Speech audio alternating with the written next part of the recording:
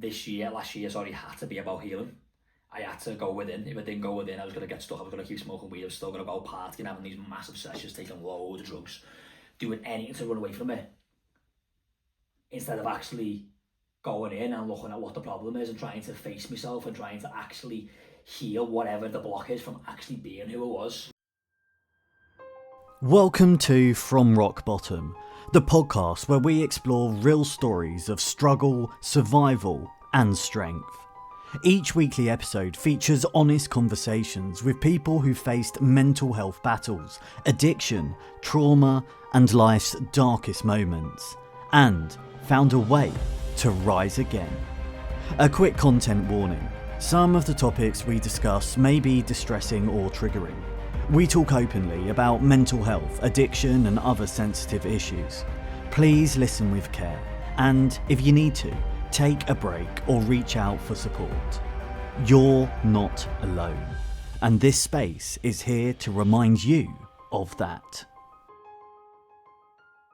Boom, and we are on. Today I'm joined by Reece Mitchell, a ex-CrossFit athlete. Now a lot of you don't know what the fuck that is. I've heard of it, I did a bit of research, and trust me, this guy's the real deal. His stats, which I'm going to bring up in a bit, I asked around, impressive guy, trust me. But we're going to get onto that. We're going to talk about growing up with ADHD, autism, and up until recently, the question marks regarding his sexuality. Reece, how you doing? I'm doing very well, thank you. How are you? I'm good, thank you, bro. Thank you for travelling here today. Thanks for having me on. Nah, mate, the pleasure's all mine.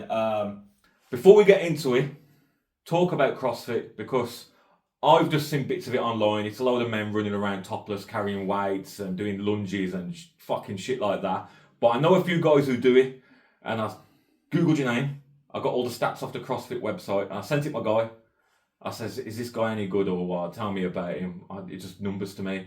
He reckons, and now you can tell me if this is true or not, last year you were in the 0.01%.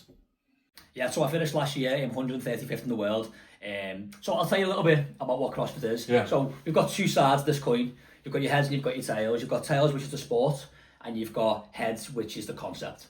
So the concept is defined as constantly varied functional movements performed at high intensity, which for most people on the outside listening to that, they're going to think, what the fuck does that mean? Yeah. So it's a mixture of gymnastics, weightlifting, metabolic conditioning, calisthenics, powerlifting, and pretty much every fucking movement that you can imagine in the fitness world. So all-round fitness. All-round fitness. And what the goal, the concept is to make you the best across the 10 general physical skills, make you competent within the 3 different human energy systems, and to be able to make you be able to be better at life. So I can imagine that as this is, with the sport, we're trying to find the fittest people in the world. And the reason why the CrossFit Games athletes are the fittest people in the world is because we define fitness across them 10 general physical skills. Yeah. Power, strength, coordination, agility, balance, accuracy, flexibility, coordination, power and strength.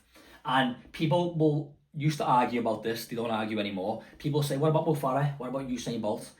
These two athletes are extraordinary, but they are only good within like 5 of them different energy systems. Fitness is across all of them 10 different domains. So what CrossFit does is it makes you well-rounded across them 10 physical domains. So in the sport, at the games, you'll be tested with different tests across them 10 general physical skills. For example, one of the workouts might be a 1 rep max deadlift, which a powerlifter would obviously beat them in that 1 rep max deadlift. I mean, I don't know about that because some of the numbers are insane. But then we might have a 1 mile run for time. These boys can run a sub 5 minute mile, deadlift over 500 pounds. Then we might have a 100 meter handstand walk for time. We might have them swimming in the sea. We might have them doing a run and roll workout. They are tested across them 10 general physical skills, these different tests. Yeah. Then we come to the concept. So CrossFit is for everyone. It's adaptable and scalable to where you're currently at. And this is happening in thousands of CrossFit affiliates all around the world. You might come into a class, one day you might be learning how to handstand walk, but you might be a 60-year-old woman. You're in the class with me. I'm like doing progressions and drills to learn handstand walks. You're doing some strength work for your shoulders, dumbbell seated press, bent over row, to try and build strength to, not eventually, but possibly be able to move on to the progressions at some point. Yeah. It's the best and ultimate all-round fitness methodology out there, and whatever results that you're looking for, whether that's fat loss, whether that's muscle build, or whether you want to get fitter across all them domains, it's the best. And I've been doing this now for about 12 years or so, and obviously I've got a CrossFit affiliate in Liverpool called Full Moon Fitness, and we're like the home of CrossFit Full Moon, and it changes so many lives, and I'm a massive advocate for it, of course, because it's been my career path that I've had. But the more you delve deeper and actually have a look into the community and how much change it's had for a lot of people, it's insane, man. It really is. Like I said, I've got a few pals who do it, and I'm watching them fucking burpee down a straight line and all shit like that, and I'm thinking, it looks good, like these guys are in shape and super fit, but it looks like hard work. Like, I'd rather just sit on a bench press and rest for 3 minutes. Do you know what I mean? No, I get it 100%, and a lot of people are also in that boat, and everything's relative to you. So what gets results in CrossFit is called a relative intensity. So we actually have a formula to measure how intense a workout is, and it's called force times distance divided by time, which is your what's it called, your equation for power. How do we measure power output? How we measure in CrossFit is the more power that you produce, the more intense a workout is. So we actually want to try and find something called the minimum effective dose. So you can come into our gym and we might have you doing literally 21, 15, 9 reps of cows on the echo bike and say bench press, for example. The faster you do that, the more power you produce. Then all we do is we either increase the load to make it a bit more difficult, or we'd increase the amount of calories that you're doing to make it a bit more difficult. But it's that intensity that you produce which makes all these neurological changes take place within the body. So what we release is something called neuroendophine, which is adrenaline. Neuroendophine and cortisol, these two things together, these make all of these improvements in fitness that we're looking for occur, and that happens over a period of time. But because we're also doing strength work, we're also doing conditioning, we're also doing calisthenics, which are bodyweight exercises, we're getting bigger muscles because we're obviously stressing the muscles to break down the microfibers to make them grow back bigger, while also having this intensity which is making all these changes in your neurological system. So that's the reason why across all domains we are the fittest, we are the strongest. 100%, yeah. 100%. But it is difficult and it is hard, and there's a psychological point and adaptation that comes through that. If we can do hard things like we do in CrossFit every fucking day, and you can put yourself in that hole, imagine how much easier these stressful situations in life are compared to if you didn't do that, because you learn how to regulate your emotions in uncomfortable circumstances. Yeah. And people do that in other areas. They do it in cold showers, they do it in endurance races. There's loads of different ways that we can tap into that, but CrossFit, we can do that in 2 minutes. Yeah. It's I think it can be a massive benefit to the world, and the only thing that we're lacking now, really, it's growing, and it's growing fast because of High Rocks. Yeah. It's just funding. Like, we've opened a CrossFit affiliate in Allsop, which is Liverpool's biggest high school, and they are now running CrossFit sessions as part of their physical education program. Okay. And they're doing like before and after school clubs, and they're starting to have like massive benefit with the kids' concentration in lessons, because the kids are burnt off a lot of energy, and as we know, exercise releases them good feel-good endorphins, which does allow you to focus. It does calm your brain, it does calm your thought processes. So it's just funding that we're lacking now, really, from the BGET becoming a nationwide thing where schools are having these types of things. It's interesting, man. But if you go to your normal global gym now, most of them have got a CrossFit area. Yeah, of course, yeah. But like you said, you ain't got to be the strongest, you ain't got to be the fastest, it's just well-rounded, you know what I mean? You could be bang average at all of them and do well. And I suppose that's a good part of it. 100%. And you know where people go wrong? People think this stigma, I don't know what it is, that you have to get fit to come and do CrossFit. Yeah. We meet you where you're at. Every single movement that we do, every single workout that we do has got scaling options, which if you go to a good CrossFit gym, the coach will show you them scaling options and help you be able to do them. You'll work at what's relative to you, and you know what'll happen fast? You'll get better, and you'll get better, and you'll get better. And we see it day in, day out. Like, we have like very, very, very demographic in the gym. Our oldest members are 73. So that shows, like, we've got 16-year-old athletes, and obviously then you've got maybe who was ex-professional, but then you've also got 71-year-olds, and we all train the same gym sometimes, do the same workout, just relative to your individual. Yeah, of course, yeah. So that's CrossFit in a nutshell. So is that right? You're 0.01% last year? Yeah, I was, and you know what was mad about it. It was very unexpected because I retired from competition individually in 2021, and then the Open is like the start of the CrossFit Games season. So we have 4 stages you have now. Open, 3-week online event. Anyone from around the world can enter that online event. Yeah. And we make a massive deal of it at our gym, and a lot of affiliates around the world do the same thing. A workout gets released on the Thursday, and we've all got till Monday to do it. The whole world will do it, and then everyone will enter the score on the worldwide leaderboard with videos. And then from then, the top 25% then goes to the quarterfinals, which is the next stage. Which is actually next week.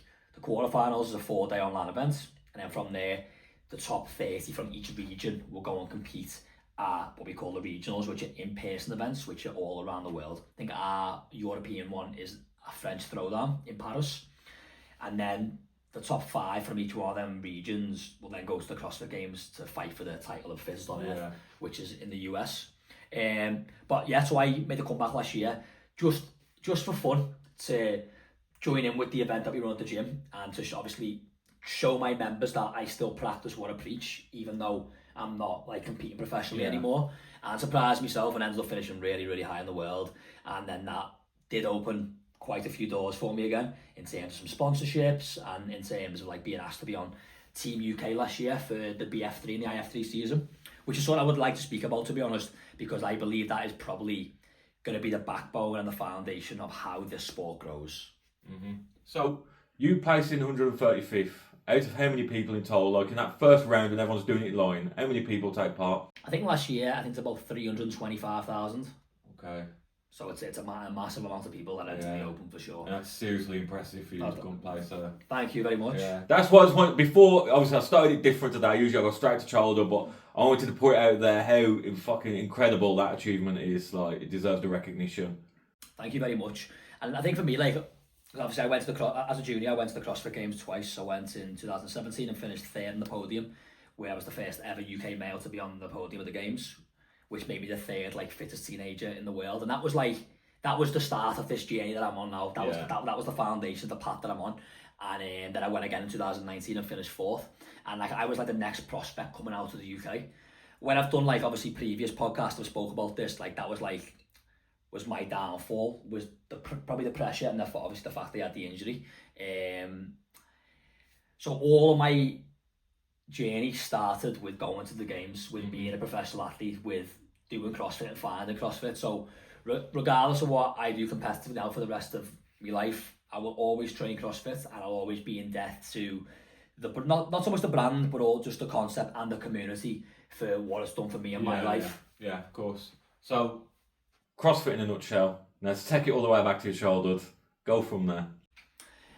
So childhood for me was very difficult, but also beautiful in many different ways. Mum and dad were young when they had me. Mum had me when she was 21. My dad was 19 at the time. And they are still figuring out how to live in the world at that age. Still kids themselves in reality. 100% they are. And I come from a council estate, the Grassdale estate in Liverpool, which used to be a very, very notorious rough estate. It's a lot better now. So coming from obviously a council estate, mum and dad were only young, we didn't have much money. I was probably exposed to things at a young age that I probably shouldn't have been. Not massive, but exposed to, we could say, poverty in a such, and living on a rough estate and the things that go on there. But mum and dad, they really did work hard to obviously feed for me, and we travelled a lot. They took me away on lots of different holidays. But I also am neurodivergent, which I've spoke a lot about on my own podcast and in other podcasts and like videos and interviews that I've done. So I struggled massively from about age 4 with massive outbursts. So at that age, mum and dad are young, and there wasn't really much information in the early 2000s on neurodivergence, on autism and ADHD. So I was put in situations a lot when I was younger, which were very, very difficult for me to be able to handle in terms of regulating the way that I felt about it. So that would cause massive outbursts, and this went on until I was probably about 12 or 13 before I started to get a little bit more control. So when I think back now, like looking at my childhood, as much as I went on all these holidays and there were so many good times, because very sociable autistic person. With autism, you have the spectrum.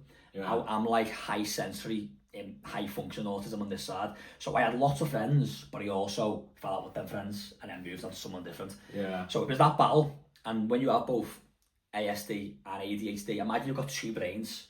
These two brains are practically fighting with each other because ASD needs control, it needs routine, it needs to be able to try and control its environment. Then you've got ADHD, which is spontaneous, it's high energy, it needs dopamine. So I've got these two brains fighting with each other. I'm a different person, or was a different person every single day when I'd wake up. And what would happen is if I didn't get my own way basically, and something made me feel uncomfortable, there was no control of the way that I felt. It was a massive outburst, kicking things, throwing stuff down the stairs, getting knives out to your mum and dad, doing like absolute craziness. And then half an hour later, that mood would subside and I'd be guilty and I'd be resentful of myself, and I couldn't even understand or believe what had just happened, and I couldn't even remember it. Yeah. That's what was mad about it, and that happened for so long. And as I started to develop and grow, it was mad because I had these emotional outbursts, but I was also a very wise kid. Like, I found it difficult to get on people my age. I'd love to go and be around my mum's friends or my dad's friends, as I felt like I could relate and have better and deeper conversations with them at age 6, 7 and 8. So you've got this wise soul who's got these absolute crazy emotional outbursts and immaturity on that side. So it's like these two things fighting with each other. Yeah. So that caused difficulties in schools. How was your parents with these traits? Because back then, like, there's a lack of knowledge, lack of awareness. It's like, how did they cope with you at that point? They struggled a lot. Of, like, God bless your mum, like, she did an amazing job. But I was like in and out of like working with psychiatrists, working with CAMS. I was under the autism, obviously, spectrum pathway. We tried medication for a while when I was younger. So they were on it from when you were young. It wasn't just like, oh, he's going to grow out of it, or Reece, like, fucking behave yourself, you little shit. Oh no, they were on it. Yeah, so from ages like 3, they were on it. So I was like, I did have support, not the amount of support that I should have had, because back then that support wasn't really readily available. Of course. And so obviously school were on it as well. But the school that I was in, the primary school, at that time, they didn't have the understanding about to deal with somebody like me.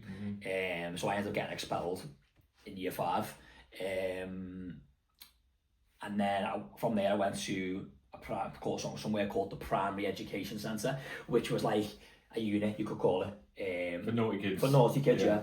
But there, I spoke about this on the last podcast, I met a woman called Miss Bolton. She was my teacher. And she treated me like an adult. So I was much more receptive to her than I was to any other teacher I've worked with in the past, because they treated me like a kid. They spoke to me like shit. And I always say this, I have this thing inside of me. I'm better now, but when I was younger, if you told me what to do, I'm going to do the fucking opposite to what you've told me, even though what you've said is probably the right thing. If you made me understand why I'm going to do it, or why you want me to do it, I'd be much more receptive. Treat me like an adult, and because I was wise, I always felt older. And I always, in a way, felt like an adult in a child's body. And depends on what your beliefs are in this life. I believe massively in life that we're all souls, and I believe that I am an old soul for sure, because for a lot of growing up, all I thought about was being older and being free. And me being older now is the best thing ever. I'd never go back to being a kid. I'd never go back to school. And that goes against what majority of people would say. Yeah, of course. So I just struggled to be able to be receptive to being told what to do. Went to the school, met this Miss Bolton, and she changed my perspective on teachers, and also made me understand more about myself and more about my traits and how to be able to like handle them. Moving on from there, moving to secondary school then. And because I'm off the council estate, and to survive on a council estate, you have to build an ego. If you don't build an ego, especially for me, I was out all the time with my mates. Yeah. All the time on the streets, hanging around with older boys who were older than me, like 3 or 4 years older than me, which again was making me more susceptible to, that's the word I look for. I was introduced to things at a much younger age than most people would have, in terms of like sex, in terms of drugs, in terms of the older mentality or gang life mentality. So you'd have been, say, 12. How old were the lads you're knocking about with? like 15. And now, like, meeting girls, talking about girls, doing their first sexual experiences, and then obviously you're listening to these conversations. Exactly. Okay. So I started again then to mature even at an even faster rate. So, but also what comes with that is because of the types of people they were, you also start to build an ego. You start to get a little bit of confidence in yourself. You start to become like a little bit of a rogue. Then when I went to secondary school, I went to a school called Cardinal Heenan, which was like 4 miles from my house. So it was like other side of the city really. And I went there not knowing anybody. So it was a fresh start. I went there with this ego. Probably it was out of fear, 100%. Yeah, because you're on your own. Yeah, and that wasn't me, and I soon realised that. It's that first year at school of year 7, I was fighting with loads of people. I was trying to make a name for myself, thinking that was going to bring me peace, thinking that was going to bring me friends, that was going to bring me security. But instead it did the opposite. And then when I got into year 8, I remember having an experience where, and I'll always remember this, I was going to meet someone for a fight. And for the first time ever, I got this wave of like fear and sadness and anxiety, which I'd never ever had before. I was like red mist all of the times. It's like my empathy then, or my empathy would say, my empathy receptor started to come alive. And I was like, this is not who I want to be. This is not like this feeling I've got now. I've become scared. I didn't end up going for the fight in the end. And from that day on, I started to shift and change. Obviously, as an autistic person, you're sensitive anyway, but this sensitivity started to grow at a rate at which I couldn't understand because I'd been numb for so long in a way. Yeah. I'd had this ego for so long in a way. And that ego then started to break, and then what happened then was I cut myself off from the people I was friends with and kind of became, how can I describe it to you?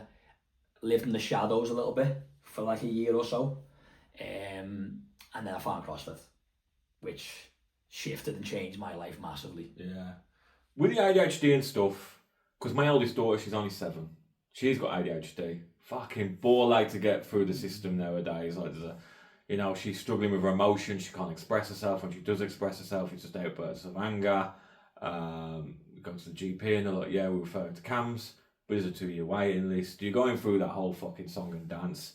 But what I found with her, she'll have a mad anger outburst, be very insulting. And then afterwards, there's a total shift change, what you've mentioned, and she'll be like, she hates herself and all this stuff. Is that the kind of stuff you went through? Massively, yeah, massively, because that's not what our soul wants. We don't want to be like that to the people around us. We don't want to say nasty things. We don't want to be mean. But we're took over by this cloud.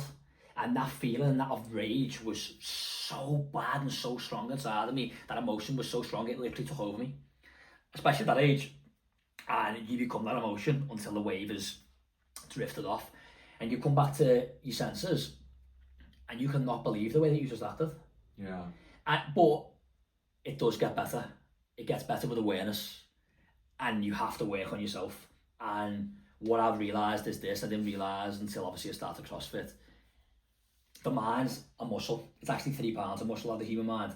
And when you've got neurodivergence, ADHD or autism, or both, you have to take care of that mind more than other people. Imagine you've got eczema, for example, real bad eczema.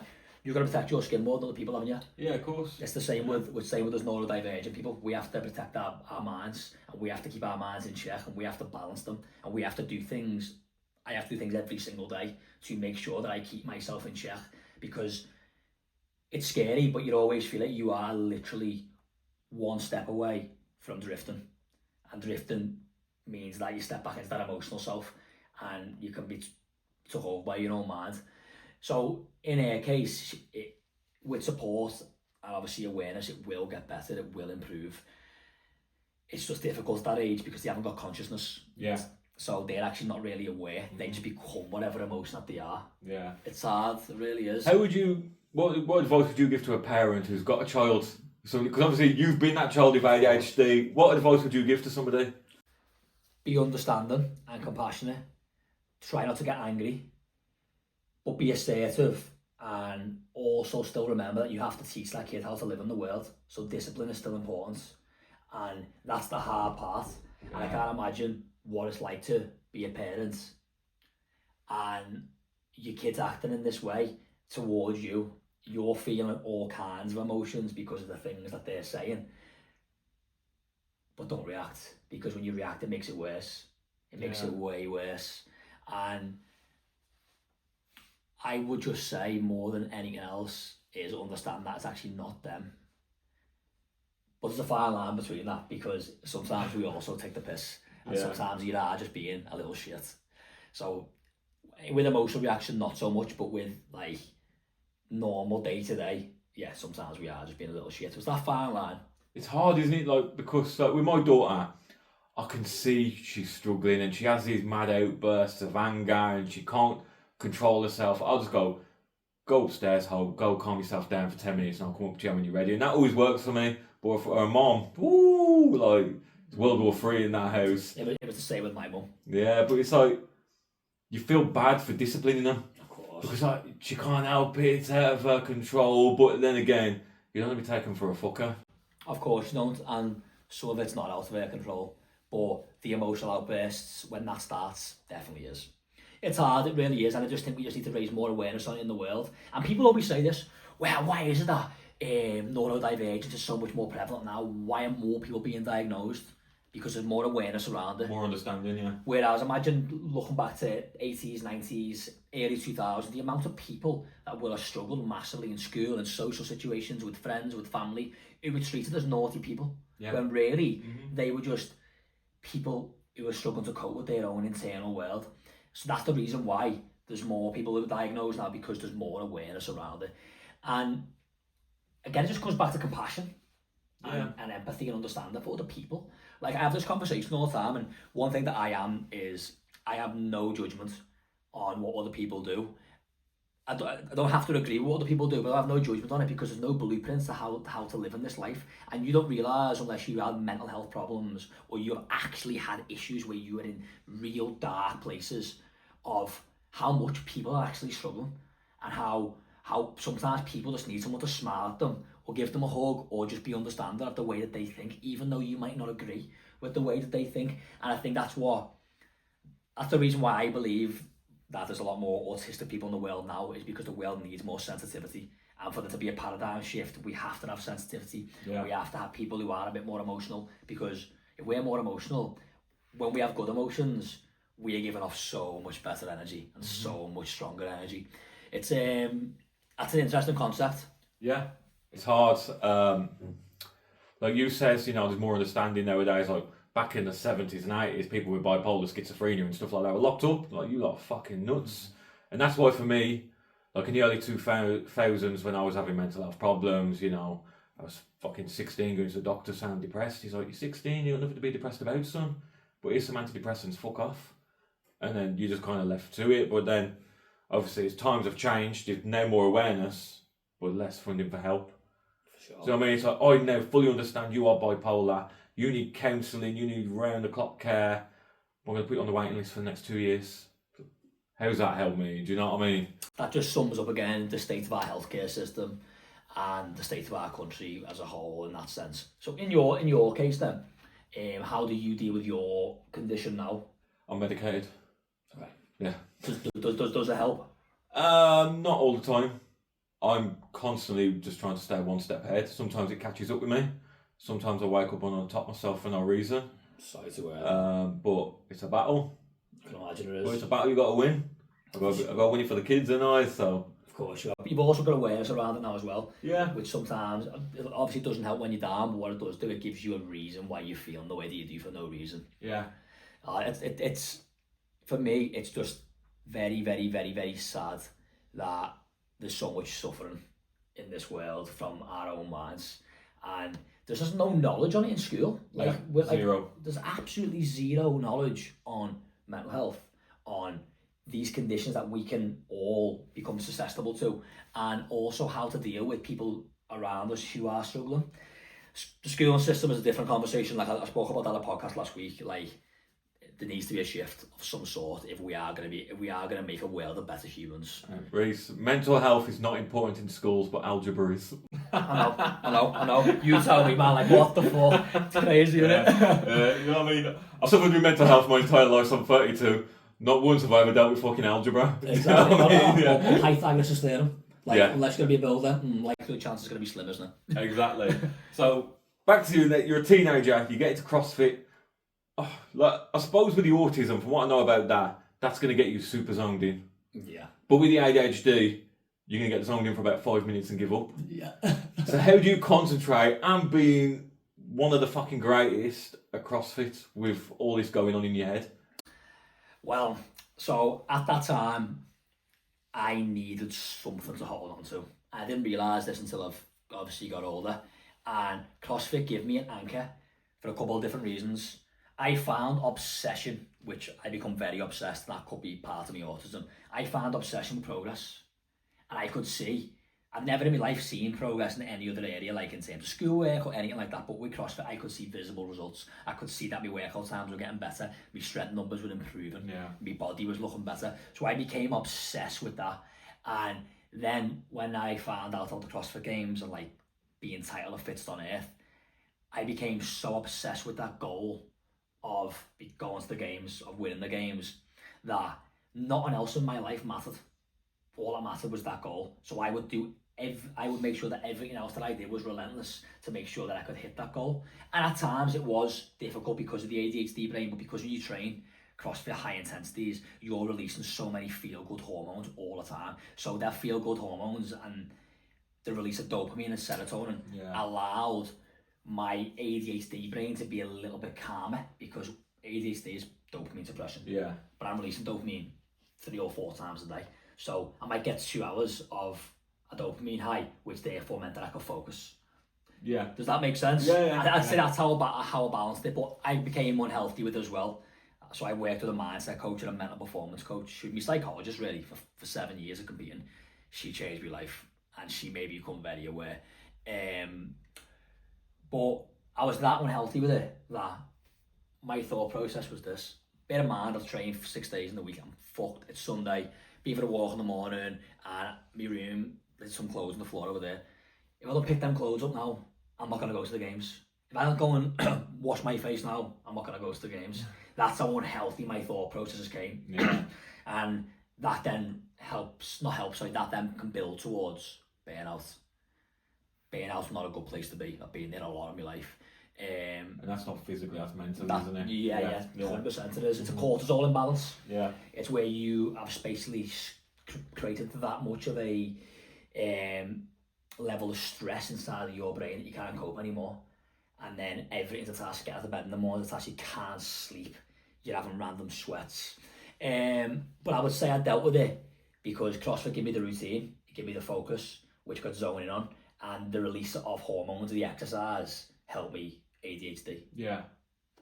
So, obviously we've got 2 different paths here. You've got, obviously, the CrossFit, the ADHD, the autism, and then obviously you're a teenager, your hormones develop, sexuality and that kind of thing comes into it. So, to be honest, look, I only actually came out 3 months ago. So I'm bi, which people don't believe that bi exists, but I'll tell you now they fucking do, because that was my biggest battle, because I don't like both. Fucking hell, I still like girls, but I also like boys, and... Mate, I like steak and chicken. Yeah, well, yeah, that's true. It's the same thing though. 100% it is, but people, there's a lot of stigma in the world around it, because people, well, if you like boys, you're gay, you know what I mean? Yeah. And it took me, and I think for me as well, I'm quite a masculine man. I work hard, I look well, I'm not the stereotypical gay or bisexual person. Yes. And that was the battle that I was having in my head. My ego couldn't accept that was what I was, or accept the fact that I liked boys. And I didn't even know this until I was 21.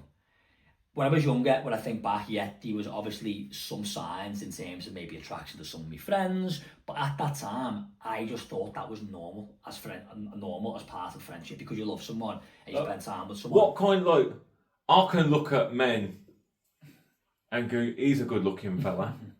Doesn't mean I want to kiss him. For sure. Do you know what I mean? So do you push yourself as that, or was it always more than that? Does that make sense? I think it was probably more than that, but I just didn't want to, at the time, wasn't aware enough to even think that was the case. And because of my background, you thought that gay is wrong. So Sports is manly, isn't it? It tends to be for manly. sure. And being on a council estate as well, Yeah. and being in that type of environment as well, especially in the early 2000s where it was not accepted, or as accepted as it is now. I'd built in my head that it was wrong, so I couldn't even entertain the idea of that until 2022, when I don't know what your thoughts are, but everything come crashing down. So I awakened in 2022, and what I mean by that is all of the habits and routines and patterns that I built for myself to deal with my own headspace broke. They didn't work anymore. I basically, in essence, released like maybe 10 years of suppressed and repressed emotion that all came to the surface, which put me in a downward spiral. And that downward spiral was a loss of identity from retiring from CrossFit, but also knowing that I'm in love with my best mate. Yeah. So then that whole year was a blur really for me. I just tried to stay on track as best as I could with training, and that is when I started reading books, started going really deep in myself, started to do quite a bit of meditation, and then the gym idea came about. Stenny also was in the business growth mentality while also having all this happening under the surface. That year was very difficult because I was anxious every hour of every single day, but the worst anxiety you can ever imagine, and couldn't figure out how to get rid of it. I couldn't even find space. I train and I still feel anxious. Anxious about what though? It wasn't a thought process, it was a feeling inside of my stomach. And even to this day, I don't know what that was. Do you think it's because you're lying to yourself? Yeah, I think I wasn't being true to myself 100%, but my nervous system was on overdrive for that reason. But my mind was just so caught up in progress and moving forward and growing a business and trying to be better that it wouldn't entertain the idea of going in and actually looking at that emotion, looking at where it comes from, feeling it and allowing it to pass. So it got trapped in there. And then gym opens. Now I'm ran to the nines. Now I haven't got a single second to spare. I've got 2 businesses, me online, the gym, and I'm in this situation where I know I'm not being honest with myself, but I'm too scared to even face it, and I haven't got the time to face it. So I'm smoking ridiculous amounts of weed. Only the night times, but I was smoking a lot. And that weed gave me space from my own thoughts and gave me space from the life that I was living. So it stopped me thinking about the gym. It stopped me thinking about sexuality, and it allowed me space. The more weed you smoke, the more it doesn't work anymore. The more that now gives you compulsions, and now it also clouds your thinking to a point where you don't even know who you are anymore. And then 2025 comes, and big explosiveness of a situation happened. I'm not going to talk about it because I don't want to bring anyone into it. But that big explosion occurs, and I realise now, like, I know that I'm like, and I knew that last year, had to be about healing. I had to go within. If I didn't go within, I was going to get stuck. I was going to keep smoking weed. I was still going to go partying, having these massive sessions, taking loads of drugs, doing anything to run away from it, instead of actually going in and looking at what the problem is and trying to face myself and trying to actually heal whatever the block is from actually being who I was. Mm-hmm. And then went to Colombia to visit my friend last year, one of my best friends. He's from the Netherlands, been friends with Sam for 10 years now. And in Colombia was the first time that I had stopped, in terms of stopped working, didn't have anything to do. I only stayed there for 2 weeks, but in that 2 weeks, I went in. When I say I went in, I did tons of meditation. I did lots and lots of work on myself. I spent a lot of time alone as well. When you sit with yourself for a long period of time, when you've not stopped in a long time, it's like you've not stopped. It's like you're busier than you ever was, because you're now dealing with yourself and your inner world and your suppressed and repressed emotions. And I purged a lot. And by the way, this is without psychedelics. This is like just me with me. Yeah. Purged a lot, and then come to terms with the fact that I was bi. And from then on, I have been in acceptance of myself. And do you want to know what it was for me? That was the defining factor in terms of the thought process.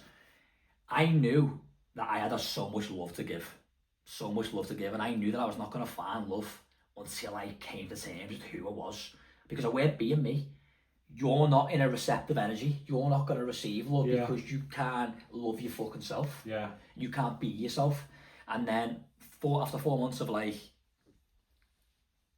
being in acceptance, I then knew it was time to. And there was still something there. There was something that I knew that wasn't right. And then I knew it was time to tell the people around me, tell my parents. They already kind of knew. Tell my friends, and then I decided that I wanted to do another podcast. So I've done that in January or February it might have been. And ever since then, I feel free. And someone has come into my life now as well, which was unexpected. And maybe you could say it took me a little bit by surprise, but I believe the best things always come by surprise and when you least expect them. Of course. And that proved to me everything that I kind of intuitively knew, that I'd blocked myself out. I wasn't being me, so I was never going to attract someone because I wasn't being me. And I know that because of like my demeanour and being a masculine man, being in business, not being the stereotypical gay or bisexual person, that I can support and help people now on that journey, who are also on that journey, who are also struggling. And if someone can listen to what I say and look at me and be like, fucking hell, he had balls, he actually was true to himself. I had a lot. When you're in dark places, you probably know yourself. You're having a ton of crazy thoughts. You're going from one, like a pendulum. You're going from one extreme to the next. Mm-hmm. And I remember one time, like, just like not want to be here anymore and like catastrophizing in my head. I never like got to a point where I was going to kill myself, but I had lots of thoughts. I can't deal with this anymore. Like, what's the way out? And I remember thinking about myself on my deathbed. What is it that I actually want from this life? If we are souls who incarnate, and some of us believe in reincarnation and whatever that may be, what's my purpose here? What do I actually want to gain from this? And I remember saying to myself, I could have £20 million, a humongous house, have everything that materially the world would want, and still feel the fucking same as I feel now. Of course, yeah. Mm-hmm. So that for me was like, so what am I seeking? What is it that I want to achieve? What is it I want to gain? And it was to be true to myself and to prove to the world that you can be true to yourself, because we get given this gift to be unique and be authentic, and 90% of us run around every single day wearing these masks, being someone that we're not, to fit in with a societal norm or to fit in with what the workplace expects of us or what our family expects of us. Get a fuck, mate. Like, for me, that is like the worst possible thing that I could do to my soul. And that has been one of the biggest teachings from my own self that I will live with now for the rest of my life, that I want to help people, I want to support people. I've done it through CrossFit, I do it in the gym every day, because being fit and healthy, it makes you happier, it makes you feel good, improves your mental health. But also if I can do it on this side as well and actually help people who are struggling with sexuality or struggling with the mental health, and show them that you can go through trenches, but live in the trenches for a while, but then come out the other side and actually find some light. So it's taught me a lot, you know, it really has. Yeah. So, like, my older brother's gay. I think he's been married like 12 years now to his husband. But I've never understood why there's so much stigma about somebody coming out the closet. Like, I think it's in your own head. Like, how I'm in my own head about my mental health. Like, people are going to think I'm fucking psychopath, nuts. And some people might think that. But at the end of the day, what should I give a fuck? As long as I'm happy doing my thing and my kids are healthy, fuck it. 100%. Yeah. I think that's what the majority of people's problem is they care too much about what other people think. And it's an intrinsic driver, and that probably again comes from like our caveman times of like, we're not in the tribe, we're dead. So that's a factor about fitting in. But also as well, because of social media and because of the background that you come from, the conditioning that you have determines how much you care about what other people think. I'll be honest, I don't give a fuck. And to be honest, I never really have. And that's why this whole situation, obviously the sexuality thing, was not about other people for me, it was about me. Yeah. It was about what I thought to myself. Really, I couldn't give a fuck, because when you're on your deathbed, if you didn't make a decision because you were caring too much about what another person thought, then you're a disrespect to yourself as well, and you'd be so disappointed in yourself. So that, for me, was like a big part of why I did accept it and why I am the way that I am now. Which I've always said, unless they're paying my bills or warming my bed, I don't give a fuck what they think. 100%. Yeah, of course, because they're not walking in your shoes. Exactly. And the more introspection and work that I've done on myself, and then being around people who've also done the same thing, it's like an addict, for example. don't fucking comment unless you've walked in addict's shoes, because people don't know what that's like. And addiction is also a disease. Yeah. I've got friends who would be massively in addiction. You could say I was as well to an extent with weed, but I wasn't physically addicted. I was like psychologically dependent on it.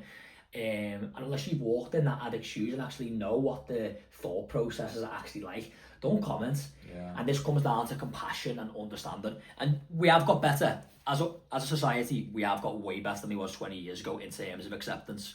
But there's still a long way to go. I think we have got better, but it's now turned drug addicts, like with these fucking auditors walking around Manchester and Liverpool, interviewing all the homeless, the drug addicts. Now they're just making a laughing stock of them. Instead of looking at, oh, he's a smackhead, he's a drug addict. Why is he taking drugs? Why has he put himself in that position? What the fuck has he gone through or going through to get himself there? I think that's what needs to be looked at. You're spot on. It's the roots. What's the root cause? And there's like, when we act in certain ways that is like detrimental to our health and detrimental to our mental health, this is a root from either a situation that's caused trauma in our life, either childhood or relationships or friendships. There's always a root cause, and you're right, go and look at what that fucking root cause is. Go back and look at it, heal it, and then eventually what you probably start to realise is that this addiction will naturally just fall away. Yeah. But there's not enough funding for therapy, for counselling, that people can go and do that. And unfortunately, some people don't want to change. Yeah. And it's got to come from you. We can sit here and sing from the rooftops to people about the reason why you should try and improve and try and be better. But unless you've got that want and desire inside of yourself, it's never going to grow. The flower's never going to bloom. Yeah, of course. And it's an interesting time to definitely be alive, for sure. I just try my best to just focus on my own inner world and the people around me, to try and, as you said, about like food on the table and looking after your kids and trying to protect them, but also trying to guide them in the right way to being a more understanding person. Yeah. It's interesting, isn't it? It is, mate. But back to you and this sexuality. Just because there's going to be people out there who are questioning or might want to come out. So you're a teenager and you get these feelings like I said, I could look at Bradley Cooper and go, he's a good looking guy. You might look at him and go, he's a fucking sexy guy. But you're not opening up about that. Did it ever get worse? Like, were the feelings getting stronger? Yeah, for Does sure. that make sense over time? For sure. They were getting stronger as we were getting older, for sure. I think what you do is, but then what you also do is block out a lot of your thoughts and feelings. You block out that part of yourself. You put it in a box. So you don't allow, you basically, what I did, I was basically celibate for 3 years. You block out that sexual part of yourself. Because for me, I was ashamed of it. I'm probably scared of it as well. So you put it in a box and you block it out. But I was doing intense exercise, weren't I? Yeah. Every single day. So not only was you hiding it from everyone else, you was also hiding it from you? Oh yeah, for sure. Okay. I hid it from myself till I was 21, until I couldn't anymore, because I got a situation where love come involved. And when love comes involved, Fucks everything. you can't hide fucking shit, mate. Everything comes to the surface. But yeah, I don't want to touch upon that subject because it's quite touchy.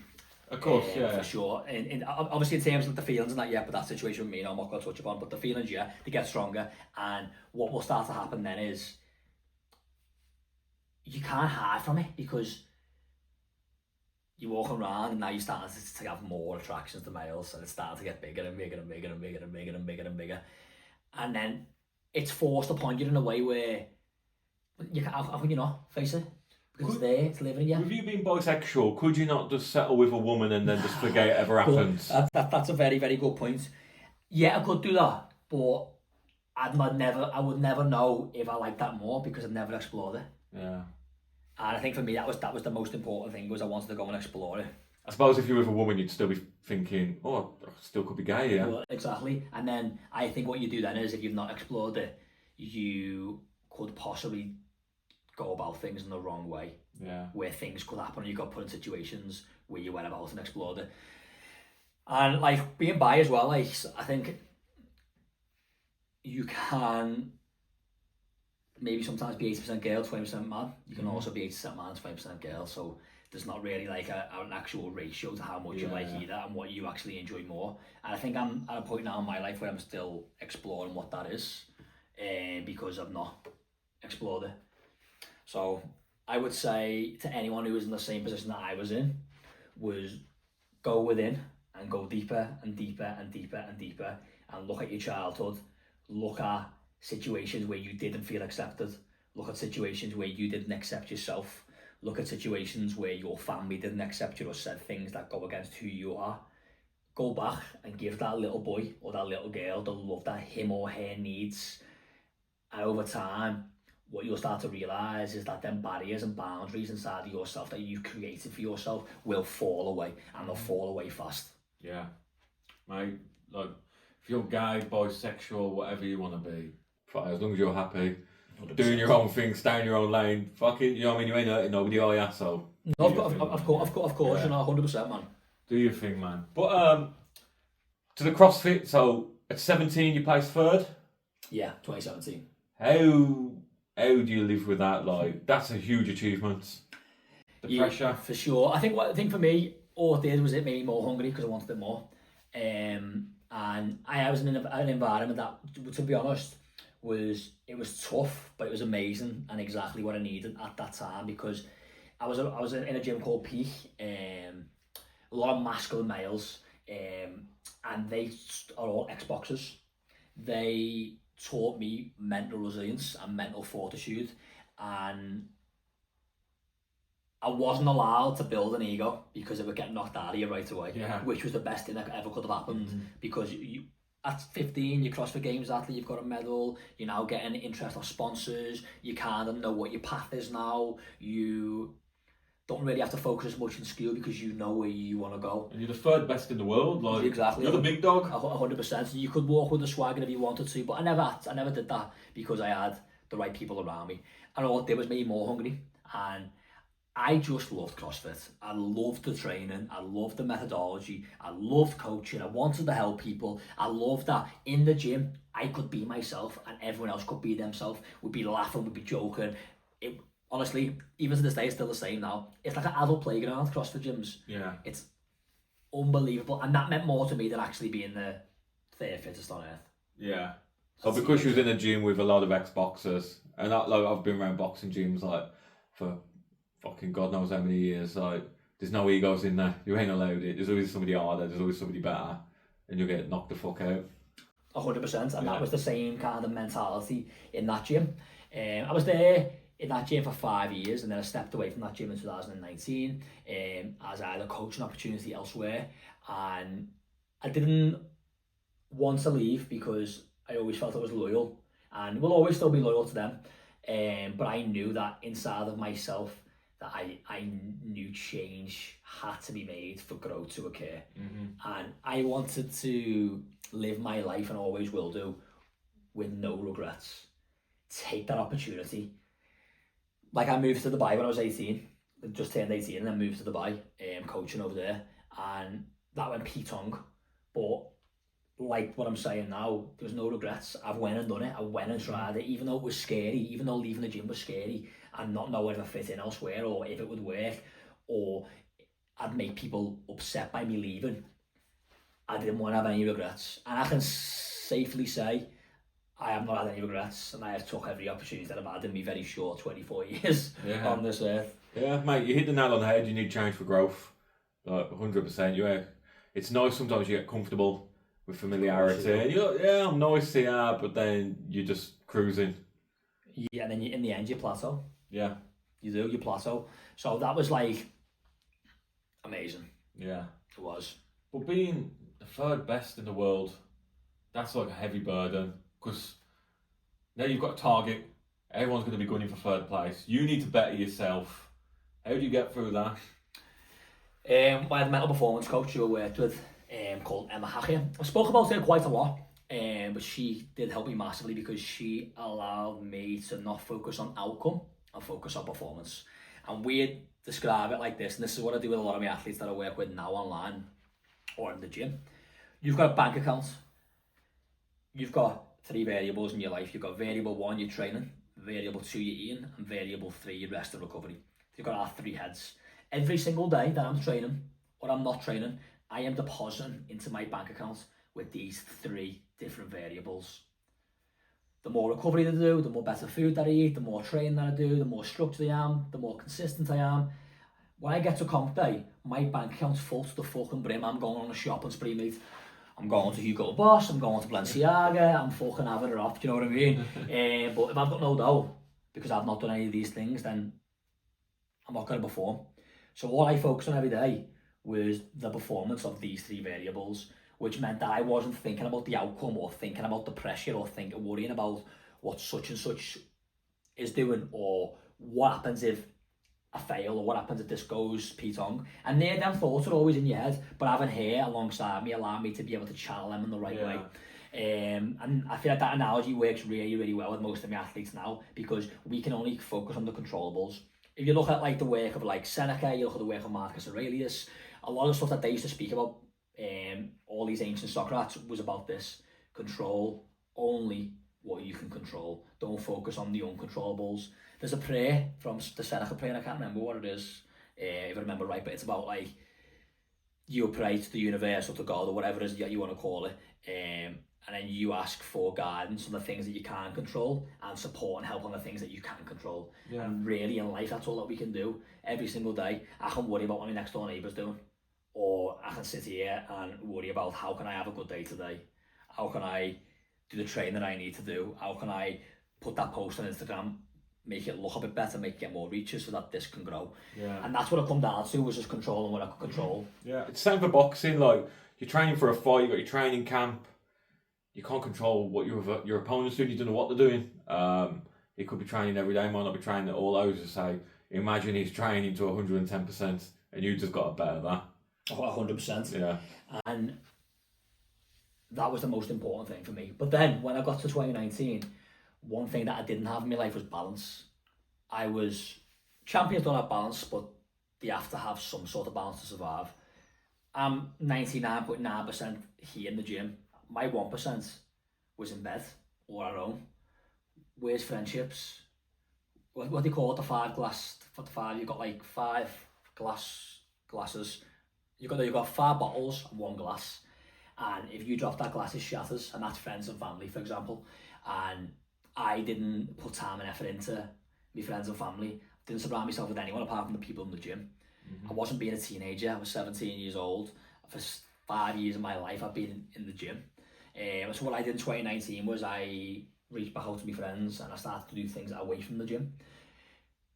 Hang around my mates, go for food, do things that allow me to actually have space from competing. Because when that's all you're thinking about all day, every day, it becomes a burden and it becomes tiring.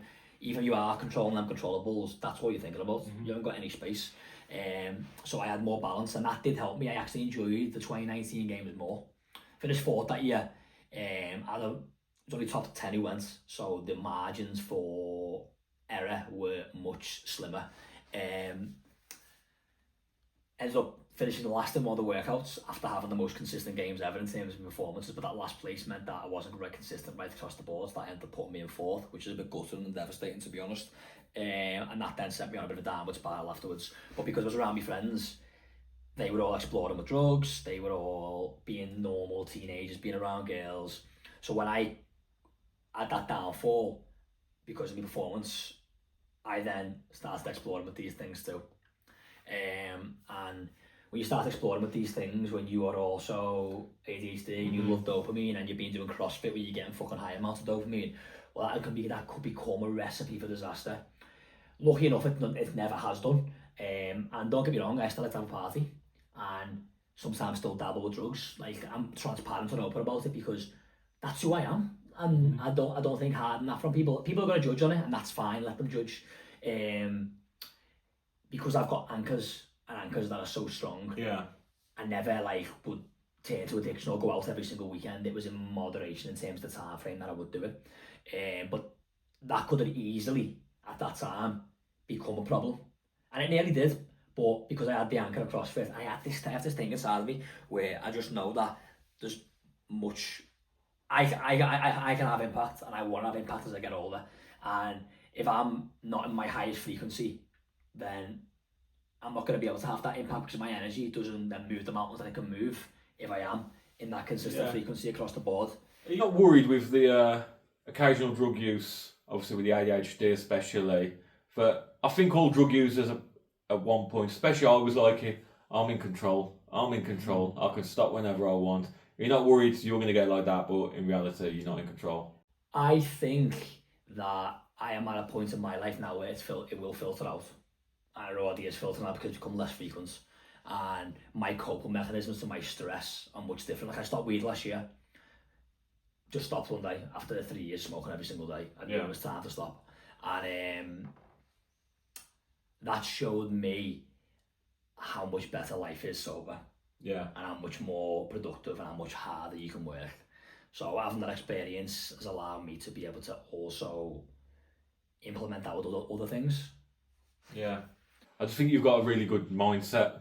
I think because you know all about your condition. So you know that I can't do this, I can't do this, can't do this, can't do that. Whereas like me, when I was undiagnosed, I was fucking out of control. Imagine. I was completely out of control because I just didn't understand none of it. And like the doctors would give me, so I'd go to the doctors for help, like I wanted help, I was crying out for help, you know, why am I trying to top myself and all this shit.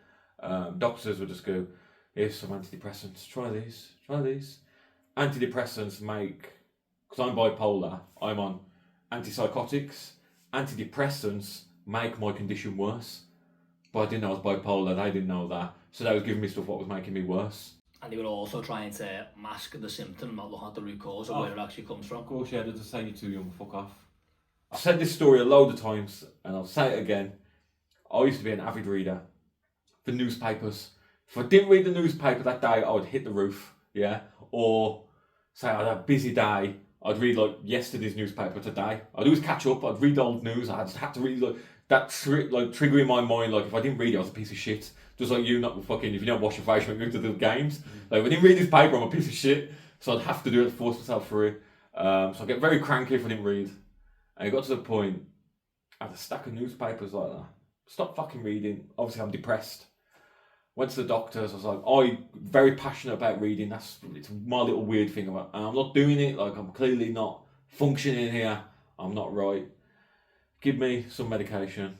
And he gave me 4 self-help booklets. Probably that thick each. Like when I stacked them, it was like a fucking Bible. He's like, go and fill them in. I can't read, I can't concentrate right now, and you just want me to fuck off and take these books. God is my witness, I walked out that GP surgery, I put them in the bin outside. I bet you did. And that was it, move on. There's no follow-up, there's no fuck all, it's just kind of left to it. So do you think then for you, your problem was you just didn't have the awareness of what was going on? And maybe if you did have the awareness, you would have been able to tackle the situation and tackle yourself better? Or do you think you were just too far gone for that to even be the case, even if you did have the awareness? Both. I think awareness, you think people with bipolar and schizophrenia are fucking nuts. Like, I mean, growing up in the 90s, that's what you think, that them lot are nuts. They're in mental homes locked up. So I'd never think that. I just thought I was depressed for no reason all the fucking time. The doctors would say you're too young to be depressed. I'd listen. Oh, okay, perhaps I am.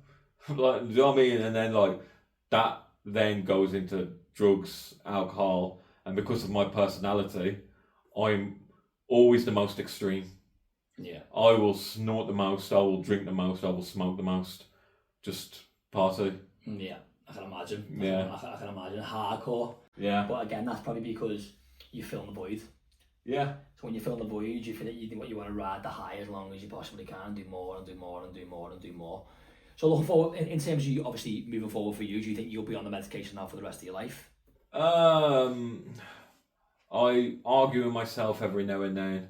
I should come off. But then, grand scheme of things, I've got kids. I want to be the best dad that I can be, the best version of me. Me being medicated, is that numbing me? I don't know, but it's controlling me. It's helping me. I'm not suicidal. So that's it's doing its benefit for you. 95% of the time I'm not suicidal. Like I said, I'm one step ahead, but sometimes it catches up with me and bites me in the arse and I have to get ahead again. But I don't know. I think if I come off, it's the unknown, and I'm quite scared of that. I can imagine. Like I said, I want to be the best dad I can be, and I might not be that. I don't want to get onto drugs again. I don't want to go down that route of, hospitalising myself through alcohol. I don't want to do all that. I want to be a good role model for my kids, and if the medication's working for now, I'll deal with it for now. For sure. It's just kind of stuck. I'm just kind of stuck with it at the minute. I respect that massively. You've got anchors that also mean that it's a priority that you stay on top and you stay in control of what you're doing. And this is why I don't ever look down on antidepressants or psychotic medication like people do within like the world as a whole, because they do help people, and anything that helps people feel better is a fucking positive. Yeah. And again, we're looking like at 2026 now, where psychedelics are starting to be really looked at for use of help with anxiety, depression, people with addictions. And I'm not sure if you've ever toyed with them. Probably not a good idea as like someone who's had obviously problem with like bipolar, etc. But these do support and help people. So we are moving in a direction where things are improving, things are getting better, and our knowledge base and also information and scientific studies are improving that much that we might be in a place soon in the near future where we have got so much more support and help for people who are struggling with the headspaces. Yeah, like I think like medication, like I'm fucked for the rest of my life in reality. You know, I have to come to terms with that I am fucked for the rest of my life. The medication at some point, I'm going to build a tolerance to it. They're going to up it, I'll build a tolerance to that. You know, hopefully I've got 60 years left in me. So I mean, like, that medication ain't going to last me for life. There's going to get to a point where they say, you can't have no more of this. Then what? There's a big question mark. I'll cross that bridge when I get there. But then there's people in a moment, cost of living crisis, I'm depressed. Is medication going to help you in that moment? I think it'll distract you. Your fucking bill still ain't paid though, is it? Do you know what I mean? Medication's 50-50. It's got its advantages and disadvantages, I think. I agree 100%. I mean, I was on Ritalin for a little while when I was younger, and it just didn't agree with me at all. And I feel like, for me, especially ADHD medication, if you can avoid it and you can find ways to be able to deal with it without, then do so, because it does change your personality ever so slightly. But yeah, I would never go back on it again. Yeah, 100%. Like I said, my daughter's ADHD. I want her to avoid all medication and just try and help her the best we can without her taking a piss at me. For sure. Well, back to you with a CrossFit. How come you retired? Long story. No, basically I had like an injury that I was nursing for like 5 or 6 years. Quite an interesting injury. It's called piriformis syndrome. And most piriformis syndromes can be fixed through manual therapy and can be fixed through cortisones and Botox injections. I tried all them. I worked with some of the best biomechanics specialists in our space. Give 5 to 6 years of like rehab and recovery while obviously still training alongside this, and it still never got any better. So basically what happens is you have your piriformis muscle, which is here. This is your glute. Piriformis is under the glute, and your nerve either runs through it or runs above it, depending on what your body is like shaped like. And I'm in the one of, I think it's like 5% of people whose nerve runs through the muscle. So because the nerve runs through the muscle, and the muscle is so big from overuse over the years and not moving properly when I first started, anytime I do any heavy lifting from the ground in terms like deadlifting or Olympic lifting, obviously the muscles expand as they get sore, and the muscle then compresses the nerve. So because the nerve's being compressed, I get no activation in the glute around that area, which means that for a couple of days afterwards, I can't really pull from the ground, and I'm getting like pain because the nerve's compressed. And because the nerve's compressed, there's no muscular activation in that area, which means that I can't get stronger because I can't stress the muscle enough for it to get stronger, because the sooner the nerve gets compressed, I can't lift properly. Yeah. So in CrossFit, to be at the top of our sport, you've got to be able to hit massive numbers of like deadlifting and heavy cleans, 160 kilo cleans to 250 kilo deadlifts. But if I can't lift consecutive days, how can I get to them strength numbers? Yeah. And strength was always a limiting factor for me anyway. So I couldn't do the work that I needed to do to be able to get there. And I knew that for a while, but I just kept trying and I kept trying and I kept trying and I kept trying. And I was relentless in the pursuit to try. But there comes a point where I'm 20, I've been doing this sport for 7-8 years. I'm getting all these injections, Botox, cortisones into my nerve, which can cause problems later on down the line in terms of walking, etc. Why am I going to keep doing this? There's a possibility it might not get better, it might not improve, and it's not got better in 6 years. Yeah. I'm pissing the wind here. I'm putting all my eggs into this basket. I'm not growing any businesses. I've got no other money coming in apart from my sponsors and my online brand. Then what am I doing? Where am I going to be? And that was too scary for me in the end. And I knew that it was time to do something different. So I stepped away, and then was lost then 4 or 5 months. Lost, identity crisis. Then I had the sexuality problem on top of that. And then I'd built an online coaching brand. It was doing pretty well, and we were based in another gym. In the other gym, I ended up getting pushed out of that gym because we were having like big training sessions with all my online clients, and the owner of the gym basically didn't like the fact that that was doing well, and so pushed me out. And then overnight I decided that, you know what, I've got the headspace and also the knowledge base to do my own gym. And lucky enough at the time, there was a guy in the gym called JC, who was had become a real good friend of mine and the group's friend, who said, look, I'll do it with you. And his business mind and his mentality and his drive, paired with my CrossFit knowledge and also my drive, we roll with it. And then now, 3 years later, we've got another business partner called Tom, who works with us. We've got Formula Fitness in Liverpool, Liverpool's biggest CrossFit affiliate. It's doing really, really well. It's doing really well. Yeah. It's a great place to be, and it's a place where you can come and be yourself. Your mask gets let down. The ethos and philosophy that we built was high quality coaching, because CrossFit's dangerous, and if it's not taught properly, people get hurt. Yeah. Community vibe, but also diversity, where it doesn't matter what background, what you are, who you are, you can come in, you can be yourself. And what that does is, because your vibe attracts your tribe, it attracts open-minded, beautiful souls. Yeah. Who want to improve themselves, who want to get better, who are also struggling, but use that as an avenue to be able to be better. And that focus on the gym allowed me to be able to make peace with not being an athlete anymore, because what I do now helps loads of people. Being an athlete only helps me. Yeah, you've put your time and effort in from yourself now into the gym and helping other people. Definitely, and that allowed me to make peace with it, really. Yeah. So that's doing really, really well. And then obviously I've got my online coaching brand where I work one-to-one with competitive CrossFit athletes and also your everyday fitness people. And that's doing pretty well too. And then now I host the Reece Mitchell podcast. And what the goal of that podcast is to show authenticity within the younger generation, and to also to showcase that some of us can become role models through our experiences, and that we can learn. You can actually work hard, you can hustle, but you can also learn to love and care for others at the same time, and not fall into the trap of just doing things for likes on Instagram or for finances. What you do can also have impact on other people, and you can do both of them things. You can get money, you can work hard, but you can also support and help other people with what it is that you've gained. So with the guests that I have on, they have to be real and true to themselves, but they can also showcase how they got to that point through their own journey and through their own stories. And yeah, that's where I'm at in terms of right now. Yeah, what's the plans moving forward? Good idea. Good question. Sorry, good idea.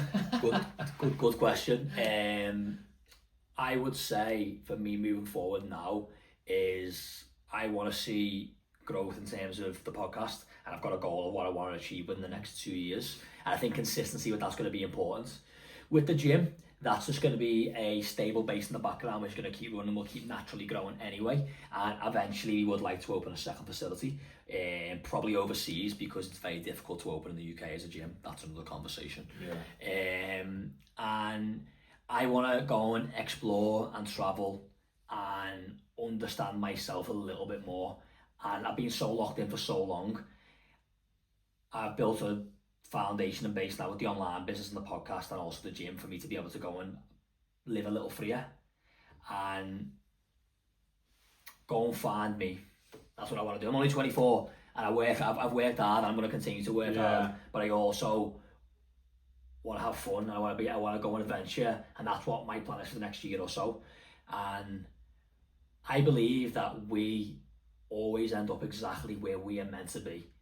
Everything that happens to us, and you realise that from every situation that occurs in your life, it takes you closer to you and closer to where you are going to be in terms of progression and for the evolution of you and your soul. And sometimes that means letting go and stop trying to control fucking everything. Yeah. And I feel like that's what we all do as a whole, me included, have to control everything. And really, sometimes you've got to just flow. Can't control everything. That's for sure. Yeah.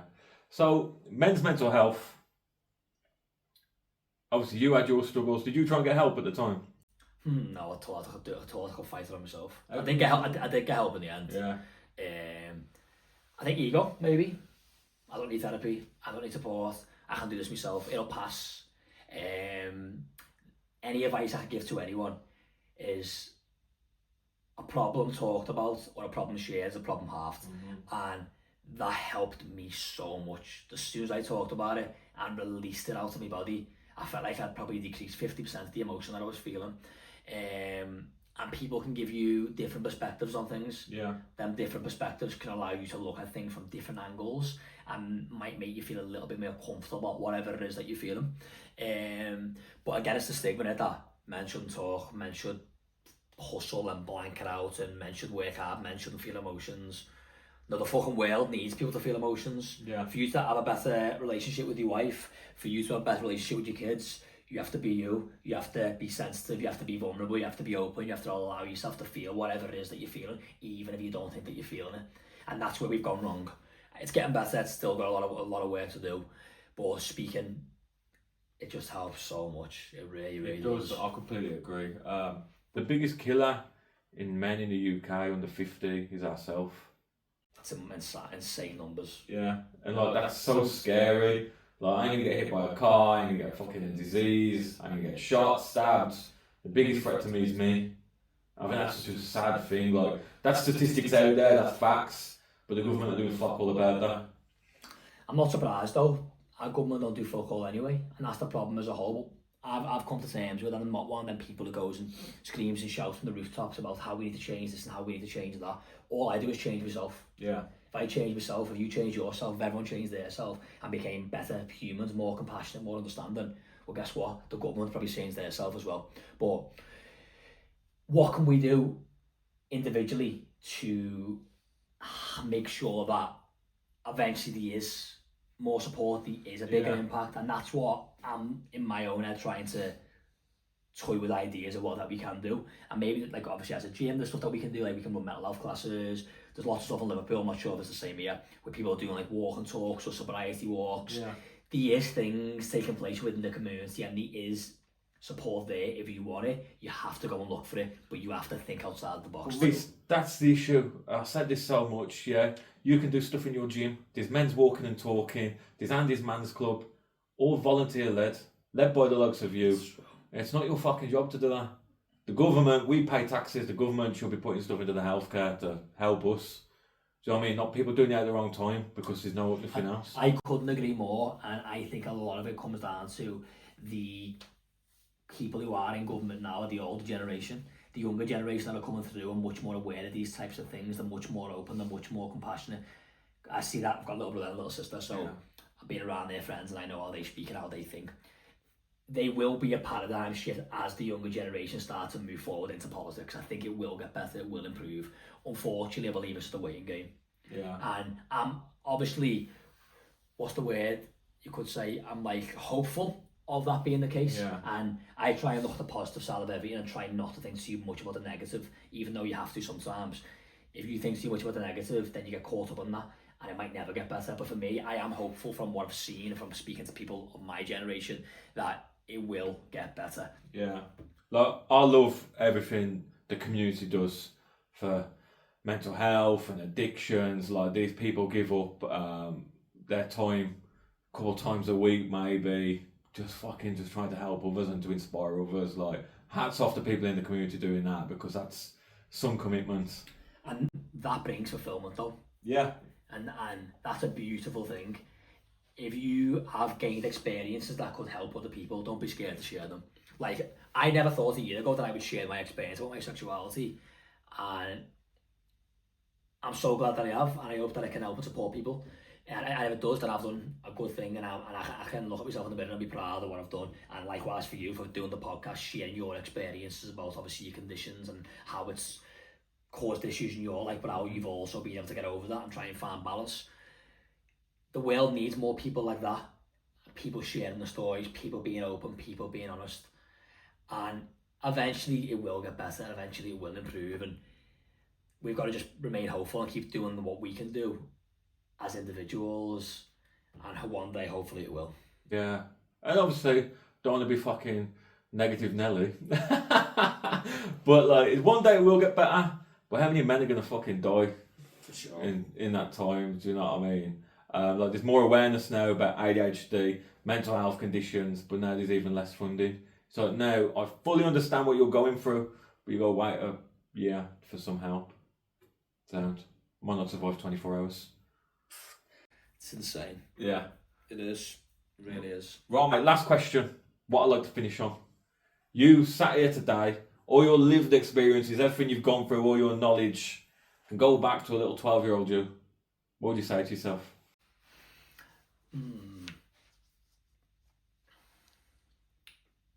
I would say to myself, love yourself as much as you love your mum and dad. If you can do that, life will take you places that you never expected. Yeah, I like that. It's different. Something different this week. Yeah. Anything else to finish on, mate?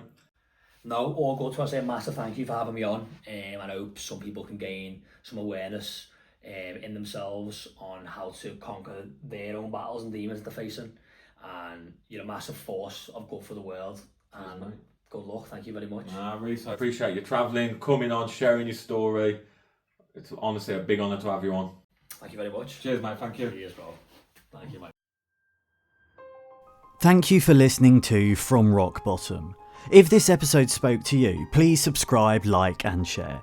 It really helps us keep doing this work and bringing these stories to light. You can also follow us on social media for updates, behind the scenes content and ways to get involved in the conversation. Most importantly, if you're struggling right now, please don't suffer in silence. Reach out, talk to someone, seek support. You are not alone, and you are absolutely worth life. Take care, keep fighting, and we'll see you in the next episode.